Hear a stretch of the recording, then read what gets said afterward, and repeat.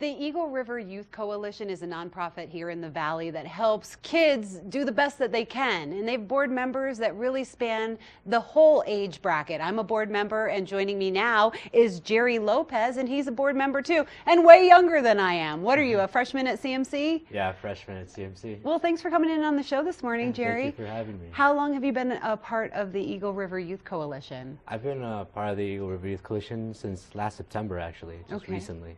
And I love that the Youth Coalition actually gets youth in to give your opinions, and you guys are pretty vocal. You know what you need, and you're willing to share it with us. That's really appreciated. Yeah, that's what we try to make the priority in this community is our youth, and we see our youth as our future. So the more we can get them involved, the better we all are. And now you say youth, and I'm thinking you're part of the youth, but you're talking about younger kids. Who are you thinking the target is?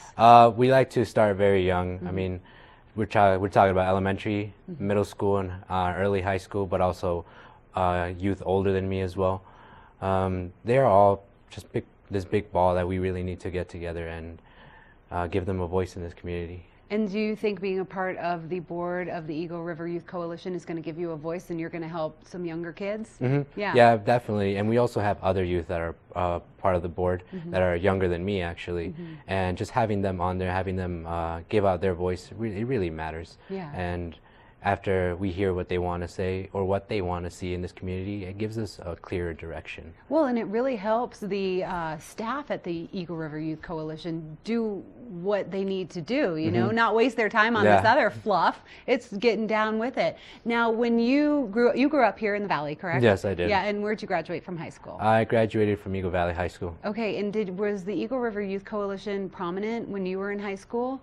Yeah, they were. Yeah. I saw some of their programs, but at the time I really wasn't interested in any programs just because I was involved with like track and cross country, so that was just my priority, but I have seen their programs around. I love the surveys that they do, and when they say, okay, 1 out of 5 kids was drinking this week or something like that, are those something that the youth actually notice and pay attention to? Yeah, that's something they notice. That's something I noticed too, that when I went to elementary school, middle school, and even high school, you see those hanging around the school, and it's really interesting. I mean, do kids talk about it?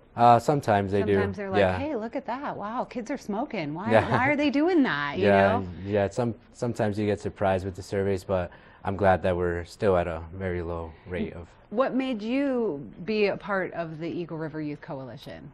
Well, I spent a lot of times with younger kids, younger youth actually, and they pretty much saw me as one of their role models.